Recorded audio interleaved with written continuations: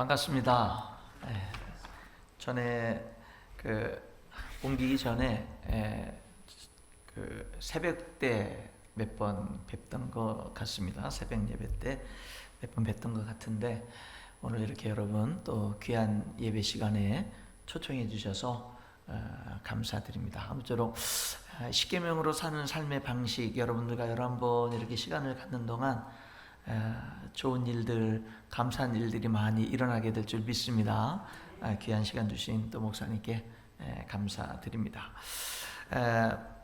이 십계명으로 사는 삶의 방식은 제가 이렇게 책을 썼어요. 그리고 나서 이렇게 좀 극동방송, 서울의 극동방송이 그 당시 이렇게 아침 방송을 진행하던, 지금도 이제 진행을 하고 있죠. 지금 전국적으로 진행을 하고 있는데 아침 7시에 이제 좋은 아침입니다 라는 프로그램에 진행을 하고 있는 우리 송옥숙 PD가 이제 저희 교회에 오셨었는데, 제가 선물을 했더니 한 몇 주 뒤에 목사님 이 책으로 우리 방송 좀 하자고 그래가지고 그 서울극동방송에서 십계명으로 사는 삶의 방식으로 또 한동안 같이 이렇게 매일 아침 10분씩 같이 그런 시간들을 이제 여러 주 동안 가졌고요. 그리고 나서 이제 그분이 송숙 PD가 저기 울산 극동방송으로 갔을 때 목사님 울산 방송에 좀 내려오시죠. 그래가지고 거기 가서 또 이제 십계명으로 사는 삶의 방식을 또 그냥 거기서 하루 종일 녹음을 해가지고 제가 계속 왔다 갔다 할 수 없으니까 거기서도 이제 방송이 이렇게 됐었습니다. 그랬던 내용인데 오늘 또 이렇게 우리 새삼 침례교회에서 여러분들과 함께 이 내용을 가지고 또 이렇게 함께 은혜를 나눌 수 있다라고 하는 거 특권이고 축복인 줄 믿습니다. 오늘 그 십계명, 여러분 십계명 하면 성경 어디에 나오죠? 십계명이 출애굽기 20장에 나와요. 그렇죠? 출애굽기 20장에 나오고, 그리고 또 십계명은 또 신명기 5장에도 나와요. 신명기 5장에도 나오거든요. 출애굽기 20장이 원래 하나님이 이제 십계명을 이제 주신 내용입니다. 주신 내용이고, 그래서 이제 출애굽기 20장에 보면 하나부터 10번째 계명이 이제 쭉 나오게 되고, 그리고 난 다음에 이제 나중에 신명기에서는 왜 또 십계명이 왜 기록이 됐느냐면 한 40년 정도 시간이 흘렀잖아요. 이스라엘 백성들이 애굽에서 나와서 광야 40년 생활을 하고 이제 가나안 땅에 들어가잖아요. 그 40년 생활하는 동안에 20세 이상 된 사람들은 다 죽었잖아요.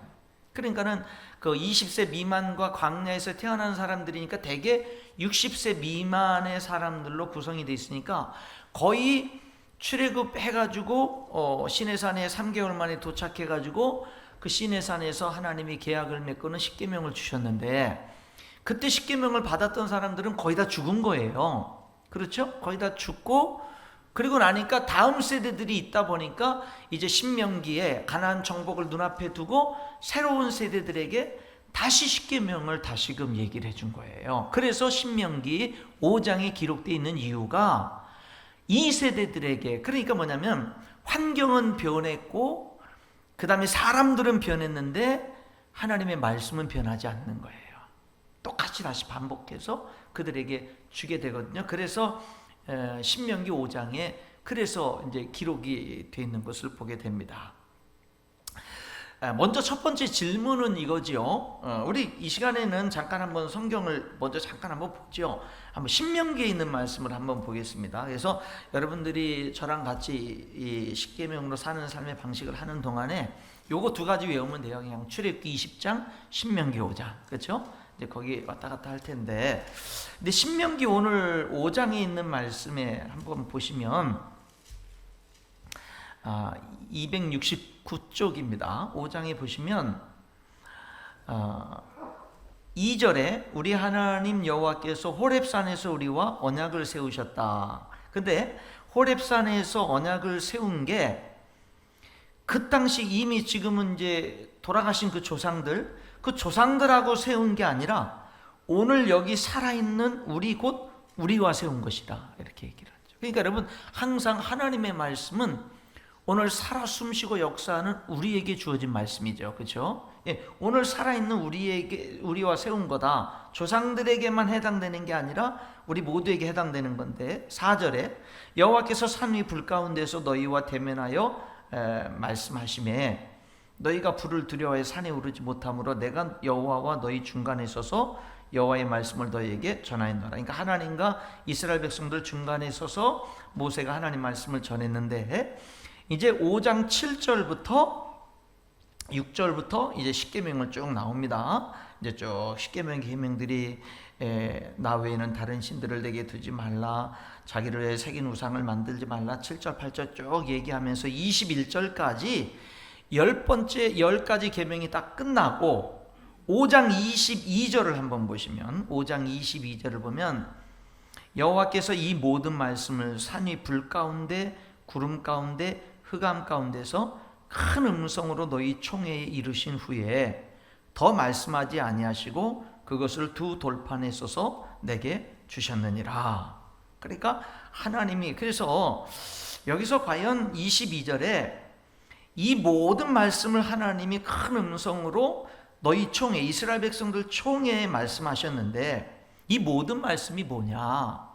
여기서 이 신명기 출애굽기는 그런 게 안 나타나는데 신명기에 보게 되면은 이 모든 말씀이라는 거는 십계명이잖아요. 그렇죠? 앞에 말했던 21절까지 말했던 십계명이고 그 모든 말씀을 22절에 그러면은 이거는 이제 이 흐름으로 보면은 이렇게 볼 수도 있는 거죠. 뭐냐면 이 모든 말씀을 산 위에 시내 산 호렙산 산 위에 불 가운데 구름 가운데 흑암 가운데 하나님이 큰 음성으로 너희 총회에 이르신 후에 그러니까 22절 신명기 5장 22절을 보면은 마치 이 내용이 뭐와 같으냐면 하나님이 이 십계명을 이스라엘 백성들에게 하늘에서 음성으로 들려주신 것 같은 그렇죠?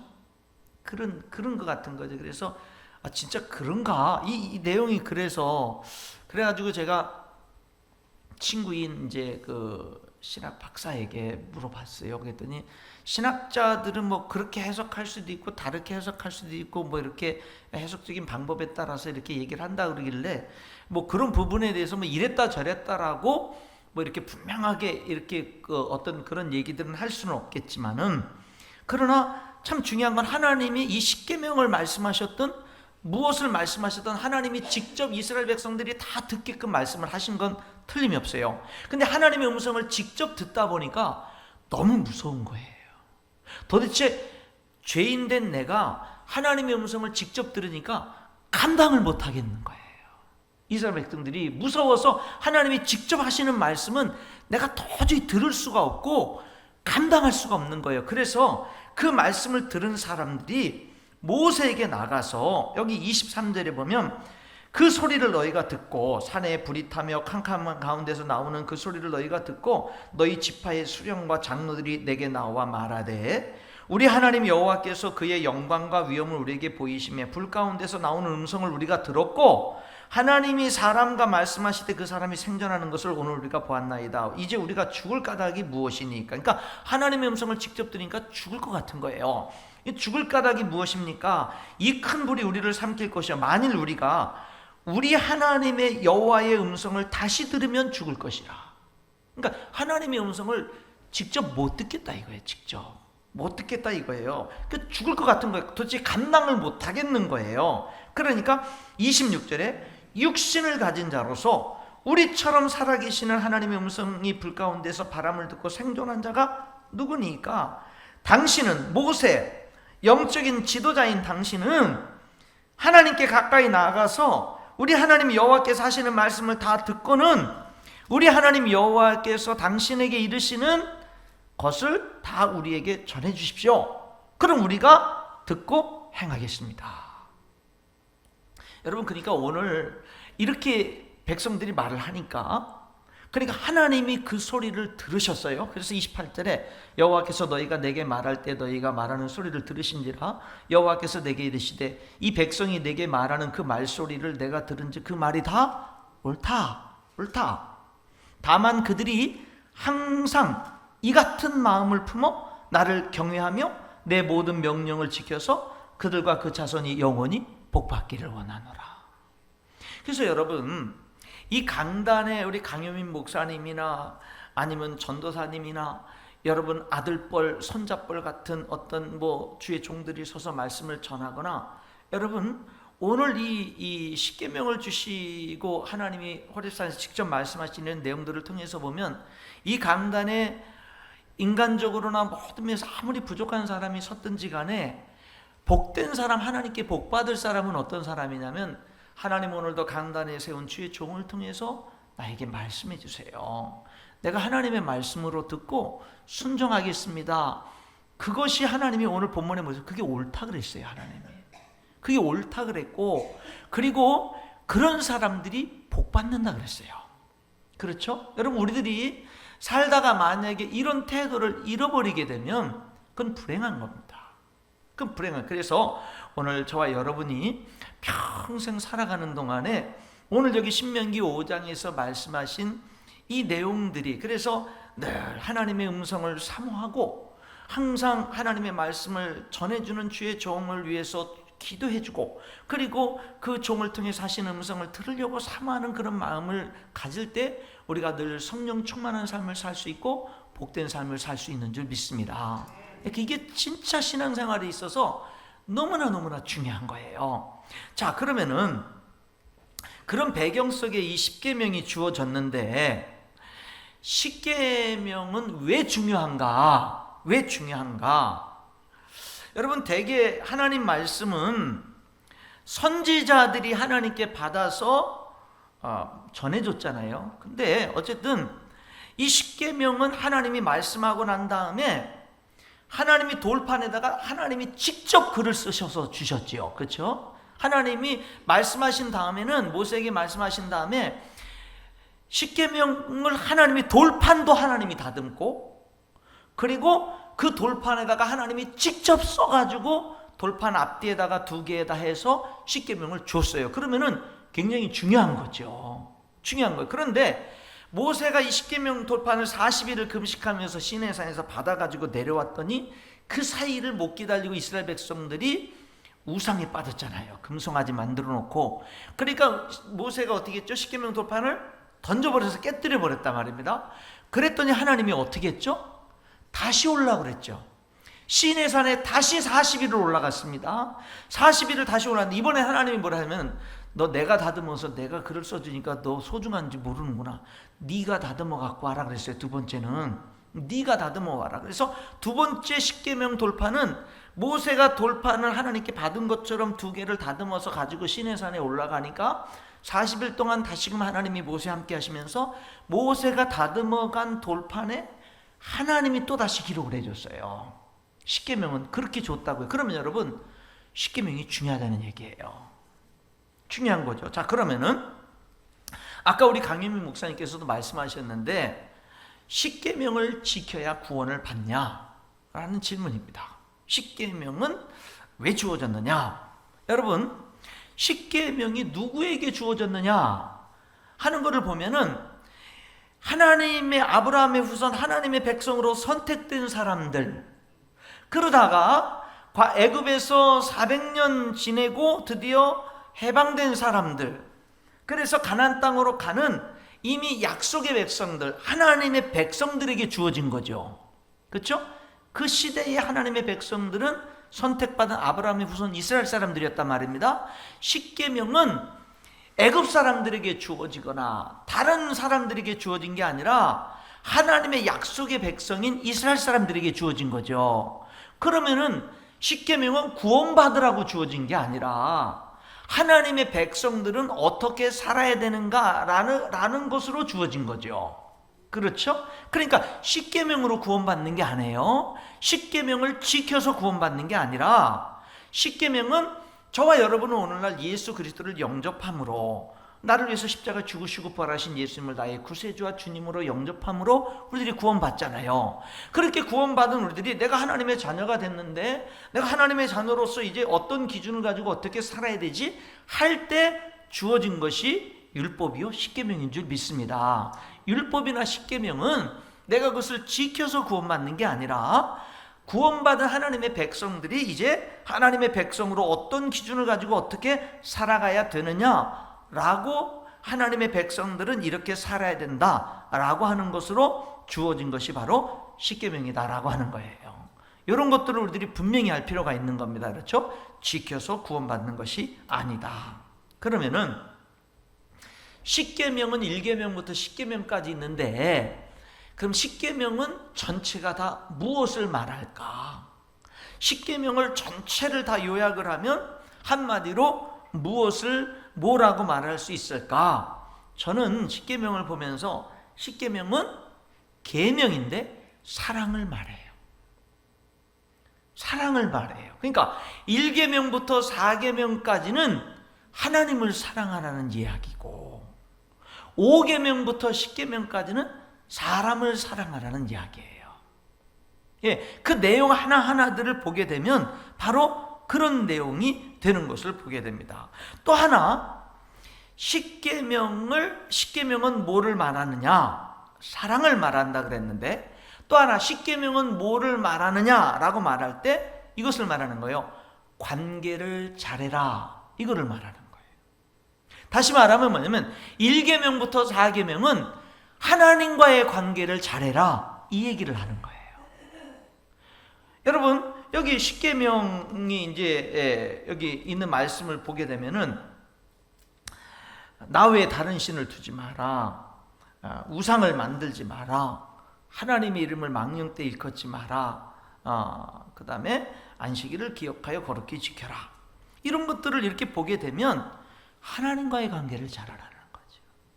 그 다음에 뭐 부모를 공경하라, 살인하지 말라, 간음하지 말라, 도둑질하지 말라, 탐내지 말라, 거짓 증거하지 말라, 이런 내용들을 보게 되면 사랑과의 관계를 잘하라는 거예요. 그러니까 십계명은 이렇게 말할 수 있는 거. 십계명은 뭐를 말합니까? 십계명은 관계를 잘하라는 것을 말하는 거예요. 그러니까 여러분, 관계를 잘하는데 먼저 하나님과의 관계를 잘하고 그 다음에 사람과의 관계를 잘해라. 그리고 십계명은 뭘 말합니까? 사랑하라는 것을 말해요. 그러니까 관계를 잘하는 거는 뭐가 관계를 잘하는 거냐? 사랑하는 게 관계를 잘하는 거예요. 그러니까 하나님과의 관계를 잘하는 거는 뭐냐면 내 마음과 목숨과 뜻과 힘을 다하여 주 너희 하나님을 사랑하라. 이게 하나님과의 관계를 잘하는 것이고, 사람과의 관계를 잘하는 것은 뭐냐면은 네 이웃을 내 몸과 같이 사랑하라. 그러니까 관계를 잘하는 거는 사랑하라는 거예요. 그래서 여러분, 십계명은 끊임없이 우리에게 사랑으로 관계를 잘하는 삶을 살라는 걸 우리에게 말씀하는 거예요. 그래서 하나님은 십계명의 이 밑바탕에 강력하게 흐르는 그 흐름이 바로 사랑으로 살아라. 그러니까 여러분의 삶에 가정에 어떤 문제가 일어나잖아요. 뭐 남편과 아내와 배우자의 문제가 생긴다든지, 아니면 직장에서 동료들과의 어떤 문제가 생긴다든지, 교회 안에서 어떤 성도들과의 문제가 생기잖아요. 그럼 십계명은 이렇게 얘기하는 거죠. 사랑으로 해결해라. 논리로 해결하지 말고, 정답으로만 해결하지 말고, 진리로만 해결하지 말고 사랑으로 해결해라. 여러분, 십자가 하면은 사랑이죠. 하나님이 십자가를 바라보면 하나님이 나를, 하나님의 삼위일체 하나님 되신 독생자 예수 그리스도가 당신의 생명을 주시기까지 나를 사랑했구나. 십자가를 바라보면 하나님이 나를 얼마나 사랑하는지를 알죠.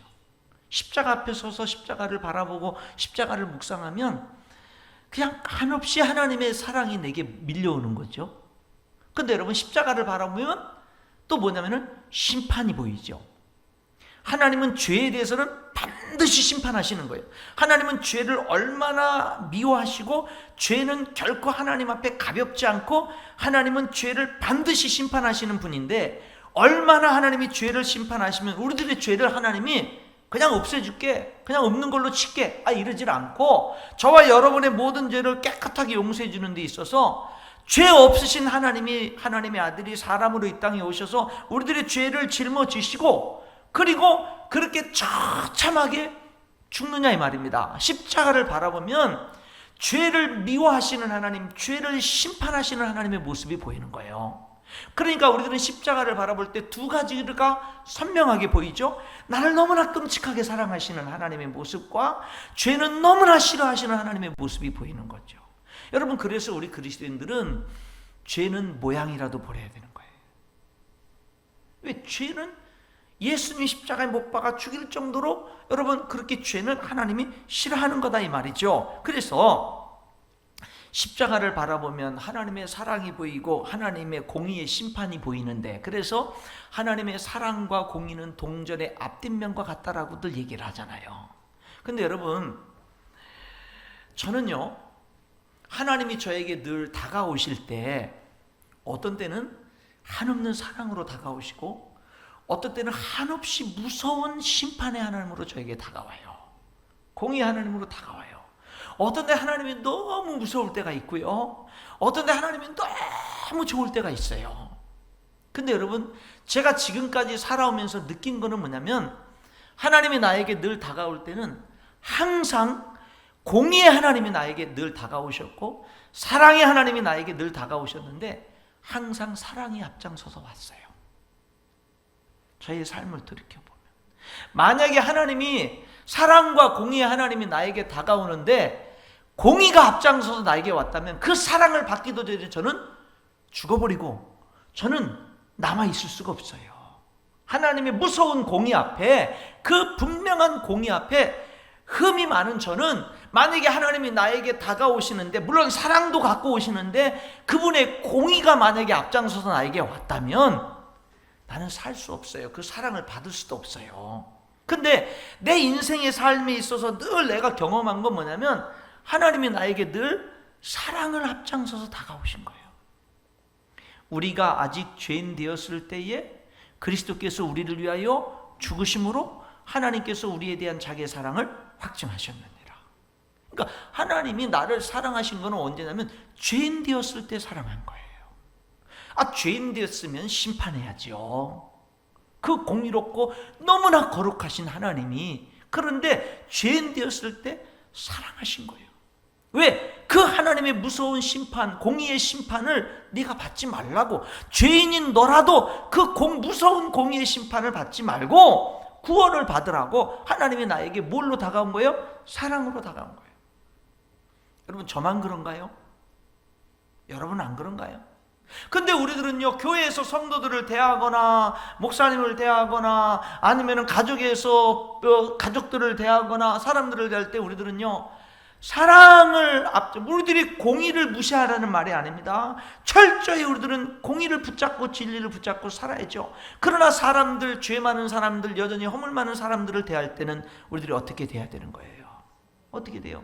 사랑을 앞장세워서. 그러면 그들이 나중에 뭐예요? 지금 공의롭게 살지 못하는 그들도 공의롭게 살 수 있는 힘을 얻게 되는 거죠. 여러분, 우리가 그래서 신앙생활을 자꾸 따지고 계산하고 자꾸 진리를 자꾸 사람들에게 갖다 대고 정죄하고 판단하고 심판하고 이렇게 신앙생활 하면 안 돼요.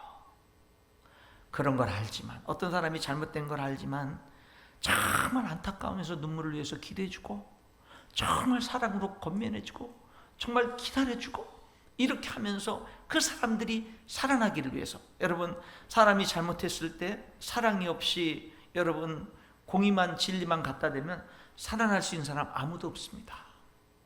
아무도 없어요. 그런데 하나님이 우리를 대하는 방법이 뭐죠? 사랑이 먼저 오게 되는 그런 모습을 보게 되죠. 예수님이 뽕나무에 올라갔던 삭개오 집에 들어갔잖아요. 매국노, 나라를 팔아먹고 죄인의 대명사가 된 삭개오, 모든 이스라엘 사람들이 다 외면하고 저 저주받을 놈, 저는 왜 안 죽나 하는 사람 집에 들어가서 하룻밤 예수님이 머무시니까 얼마나 비난이 많았습니까? 저가 죄인의 집에 들어갔다고. 근데 여러분, 하룻밤 주무셨는데 여러분, 삭개오가 그 다음날 뭐라고 얘기를 하죠? 주님, 내 재산 반을 가난한 사람들에게 나눠주겠습니다. 그리고 내가 세금을 거두면서 누구 것을 토색한 것이 있으면 4배씩 갚아주겠습니다. 그러잖아요. 사랑을 받으니까 공의를 행하게 되는 거예요. 공의를 실천할 힘이 없었던 이 삭개오가 하나님의 사랑, 예수님의 사랑을 받으니까 공의를 실천하는 사람으로 변화되는 모습을 보게 되는 겁니다. 여러분, 1계명을 한번 보겠는데 이 시간에는 우리가 한번 출애굽기로 한번 가볼까요? 출애굽기를 한번 보시죠. 출애굽기 20장 한번 보시겠습니다. 이제 서론적인 부분에 대해서는 잠깐 말씀을 드렸고요. 오늘 1계명까지만 여러분들과 함께 이렇게 좀 나누도록 하겠는데, 출애굽기 20장 우리 1절부터 3절을 우리 한번 같이 읽어보겠습니다. 출애굽기 20장 1절부터 3절인데 우리 한번 같이 읽어보겠습니다. 시작. 하나님이 이 모든 말씀으로 말씀하여 이르시되 나는 너를 애굽 땅 종되었던 집에서 인도하여 낸 내 하나님 여호와니라. 너는 나 외에는 다른 신들을 내게 두지 말라. 여기 3절 첫 번째 10계명 중에 첫 번째 계명이에요. 너는 나 외에는 다른 신들을 내게 두지 말라. 여러분, 나 외에는 이라는 말을 다르게 번역하면 내 앞에서, 너는 내 앞에서 다른 신들을 내게 두지 마라. 여러분, 이 1계명을 딱 들으면 이 1계명이 뭐를 말하는 것 같아요? 야, 너 내 앞에서 절대, 하나님이 그런 것 같아요. 하나님이 너 하나님 앞에서 절대 다른 신들을 내게 두지 마. 너 하나님 외에는 절대 다른 신들을 내게 두지 마. 여러분, 이 1계명이 뭐를 말하는 걸까요? 이 1계명은, 제가 이 1계명을 묵상해 보니까 이거를 말하는 거예요. 하나님만으로 충분하다. 이 1계명은 그걸 얘기하는 거예요. 이 1계명 속에 담겨져 있는 중요한 뜻이 뭐냐면 하나님만으로 충분하다. 그렇죠? 한번 그렇게 하고 다시, 너는 나 외에는 다른 신들을 내게 두지, 다른 신들이 너에게 필요 없어. 다른 신들이 내게 필요 없어. 하나님 한 분이면 충분한 거야. 충분한 거야. 다른 신들을 두지 마. 더 번거롭고 더 복잡하고 더 힘들지. 다른 신들을 섬길 필요도 없고 둘 필요도 없어. 하나님 한 분 섬기는 것으로 충분해. 충분해. 1계명은 그런 뜻이 있어요.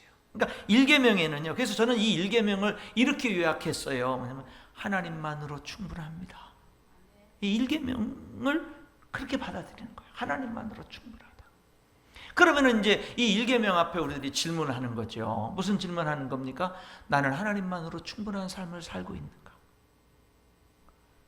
나는 하나님만으로 충분한 삶을 살고 있는가? 나는 정말 사업이 망해도, 사업이 어려워도, 내 자녀들에게 문제가 있고 건강에 문제가 있고 많은 그런 일이 있어도 나는 하나님만으로 충분한가?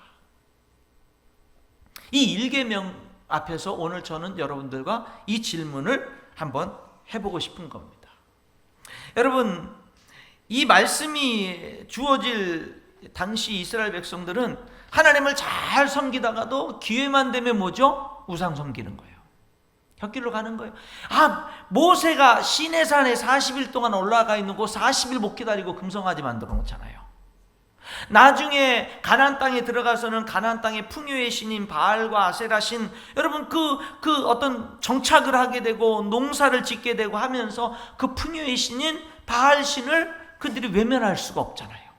그러니까 자꾸 뭐 하는 거죠? 하나님을 떠나서 자꾸 바알 신을 자꾸 섬기게 되는 이제 이런 모습들을 보게 되는 겁니다. 그러니까 이스라엘 백성들이, 여러분, 성경을 읽어보면 이스라엘 백성들이 우상을 섬길 때 그때 그들이 하나님을 완전히 떠난 게 아니라 하나님께 나와서 예배를 드리고 그 다음에 또 우상에 가서 절하는, 그러니까 이게 뭐냐면 혼합주의 신앙. 그러니까 어떤 때는 그들의 신앙이 하나님만을 섬길 때도 있었지만 어떤 때는 하나님도 섬기고 우상도 섬기는 혼합주의 신앙에 빠질 때도 있었고, 어떤 때는 하나님을 배반하고 우상만 섬기는 그런 데 빠질 때도 있었고, 성경을 읽어보면 이런 것들이 다 공존하고 있는 그런 모습을 보게 되는 겁니다. 그런데 여러분, 그러니까 하나님만으로 이스라엘 백성들은 끊임없이 하나님만으로 만족을 못하는 거예요. 그러면 애굽에서 10가지 재앙을 통해서 그들을 구출했는데, 홍해를 가르고 그들을 구원했는데, 광야 40년에 불기둥 구름기둥으로 보호하시는데 만나를 40년간 하루도 빠짐없이 신실하게 내려주시는데 반석을 갈라서 시원한 물을 그 수많은 사람들 짐승들이 먹고 마시게끔 하는데, 근데 뭐냐면 그런데도 하나님만으로 만족을 못하는 거예요. 오늘 우리들은 안 그런가요? 오늘 우리들이 진짜, 그러니까 여러분, 하나님이 너 나 외에 다른 신들을 내게 두지 말라 하는 이 말씀 속에서는 너 정말 하나님만으로 만족하는 삶을 살아야 된다, 그 말씀을 여기 계속 하고 있는 겁니다. 그러나 이스라엘 백성들은 결국 그렇게 못 살았어요. 자꾸 우상에 빠지죠. 골로새서 3장 5절에 탐심은 우상 숭배니라. 여러분, 오늘날 우리들의 우상은 뭘까요? 그들은 뭐 우상을, 신상을 만들어 놨는데 오늘 우리들은 우상이 하나님보다 우선하는 것들이 이제 우상이 될 텐데, 자신이 우상이 될 수도 있고 건강이 우상이 될 수도 있고 어떤 세상 쾌락이 우상이 될 수도 있고 취미가 우상이 될 수도 있고 자기 자신이 우상이 될 수도 있고, 그렇죠? 뭐 어떤 교회, 여성교회 회장이 주일날 이렇게 부동산, 이 부동산 저 부동산 계속 돈 벌기 위해서 주일날 낮 예배 끝난 다음에 그냥 저녁 예배 전까지 계속 돌아다니면서 그 부동산 일들을 계속 하다가 저녁에 또 헌신 예배여 가지고 헌신 예배 막 겨우 시간에 맞춰서 달려와 가지고 사회를 보면서 다 같이 일어나서 찬송가 208동을 부르겠습니다 그랬대잖아요. 그렇게 8장이 아니라 8동을 부르겠다고 그냥 아파트를 계속 다니다가 이제 그랬다고 그러는데, 여러분, 우리들이 정말 하나님만으로 만족하면서 정말 하나님을 우선하고 있는지 하는 것들을 우리들이 한번 봐야 되는데, 여러 가지 우상, 뭐 취미도 우상이 될 수도 있고 근데 자식이 또 우상이 될 수도 있는데, 가장 강력한 우상은 돈이죠. 예수님이 너희가 하나님과 재물을 겸하여 섬길 수 없다. 여러분, 이 돈이라는 게 하나님과 재물을 겸해서 섬길 수 없다라고 한다면 이 돈이 정말 하나님을 위협할 정도로 하나님의 자리를 넘볼 정도의 강력한 힘을 갖고 있는 게 돈이죠. 물질이죠. 그러니까 그것이 사람들에게 알게 모르게 우상이 되는 거예요. 그렇다면 돈 우상에 빠지지 않는 방법은 뭐가 있을까? 뭐 여러 가지가 있겠지만 가장 첫 번째, 돈 우상에 빠지지 않을 수 있는 중요한 것 한 가지를 제가 여러분들과 함께 이 시간 나누고 싶다면 그건 뭐냐면 11조 생활입니다. 여러분, 11조, 왜 물질에 매이지 않는 방법하고 11조랑 무슨 상관이 있느냐 이렇게 질문할지 모르는데, 11조는요 가만히 보면 하나님과의 관계를 바르게 하는 역할을 해요. 11조를 여러분 물질적인 차원에서 접근하지 마십시오. 11조를 물질적 차원으로 접근하면 안 돼요. 그럼 사탄이 역사를 합니다. 11조는 물질적인 차원이 아니라 11조는 뭐죠? 하나님이 나의 주인이심을 고백하는 거죠. 그렇죠? 그러니까 나에게 일터를 주신 분이 하나님이고, 나에게 건강을 주신 분이 하나님이고, 나에게 재물을 얻을 능력을 주신 분이 하나님이고, 하나님은 오늘도 나의 건강을 걷어갈 수도 있고 나의 직업을 걷어갈 수도 있고 나에게 모든 일할 수 있는 건강과 일터와 한 달의 어떤 수입과 이런 모든 것들을 다 주신 것은 하나님의 은혜입니다. 그거요. 하나님의 축복이라고요. 그리고 그것은 하나님이 주신 거예요. 그리고 그것의 진짜 주인은 하나님이라고요. 그렇기 때문에 그런 신앙 고백으로, 하나님, 이 물질은 하나님이 주인이고 하나님이 주신 거예요. 그래서 내가 그 신앙 고백으로 그 가운데 10분의 1을 다시금 하나님께 돌려드립니다 라고 하는 것은 하나님이 주인인 것을 내가 실질적으로 인정합니다, 그리고 감사합니다 라는 표현이 되는 거지요. 너희가 하나님과 재물을 겸해서 섬길 수 없다고 그랬어요. 그만큼 하나님의 자리를 위협하는 것이 그만큼 물질의 힘인데, 그만큼 세상 사람들은 물질을 중요시 여기는데 그 물질의 11조를 하나님 앞에 드린다라고 하는 것은 하나님은 내 삶의 진짜 주인이고 나는 하나님 앞에 청직이고 하나님 나는 그렇게 내 인생을 살아갑니다 라고 하는 그런 고백이 담겨져 있는 거예요. 그렇기 때문에 11조 문제는 물질의 문제 이전에 누가 나의 진짜 주인이냐 라고 하는 문제인 것입니다. 이것이 그래서 우리들이 올바른 물질관을 가지고 살아가는 데 있어서 중요한 것 가운데 하나가 뭐냐면요 11조 문제가 되는 거예요. 그래서 이런 문제에 대해 저는 우리 딸이 이렇게 대학을 졸업하고 뉴질랜드로 1년간 이제 그 워킹 홀리데이를 가서 이렇게 살았었거든요. 그래서 거기서도 반드시 교회 출석을 철저하게 하게 했고, 교회에서 심지어는 잠깐 몇 달씩 있다가 또 직장에 옮겨지면 또 이렇게 옮길 수밖에 없음에도 불구하고 교회를 봉사하게 했고, 그리고 반드시 섬기는 교회에 자기가 출석하고 예배하고 섬기는 그 교회에다가 철저하게, 힘들게 번 돈이지만은 철저하게 11조를 드리게끔 그렇게 훈련을 했어요. 저는 제 아들이나 딸이나 그렇게 훈련시키는 이유가 뭐냐면요, 그게 올바른 거기 때문에, 그게 복된 거기 때문에 그렇게 훈련을 시켰습니다. 11조 문제는요, 물질 문제이기 전에 누가 나의 진짜 주인이냐 라고 하는 문제라는 것을 우리들이 기억할 필요가 있습니다. 결론적입니다. 결론적인 말씀인데, 결론은 이런 질문을 한번 던져보고 싶어요. 뭐냐면은, 자, 이 11조, 이 10계명 중에 이제 첫 번째 계명이 너는 나 외에 다른 신들을 내게 두지 말라라고 하는 계명이 하나님만으로 충분하다라는 뜻이라고 했다면, 이런 질문이죠. 우리는 진짜 하나님만으로 충분한 삶을 살 수 있을까? 네, 실제적인 질문을 던지는 거예요. 진짜 하나님만으로 충분한 삶을 살 수 있을까? 있다고 생각하시는 분, 불가능하다고 생각하시는 분, 네, 그래도 한 분은 자기 의사를 표현하고 다른 분들은 중립이 이럴 땐 최고다, 이제 이렇게 하시는 지혜를 이제 보이시는데, 과연 우리는 하나님 한 분만으로 만족한 삶을 살 수 있을까? 하나님, 우리는 진짜 하나님 한 분만으로 만족한 삶을 살 수 있을까요? 라고 제가 하나님께 질문했더니 하나님이 저에게 뭐라고 대답한 줄 아세요? 하나님이 저에게 이렇게 대답하시더라고요. 그거는 네가 너한테 질문해야 된다. 이렇게 하나님이 저한테 얘기하더라고요. 나한테, 하나님한테 질문하지 말고 내가 내 자신한테 질문해라. 과연 나는 하나님 한 분만으로 만족한 삶을 살 수 있는가? 여러분이 여러분 자신에게 질문하라 이 말이에요. 우리 하나님은 창조주입니다. 우리 하나님은 전능하신 분입니다.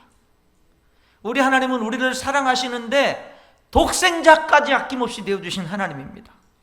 그리고는 이렇게 말했어요. 로마서 8장 32절에 자기 아들을 아끼지 아니하시고 우리 모든 사람을 위하여 내주시니가 어찌 그 아들과 함께 모든 것을 우리에게 주시지 아니하겠느냐.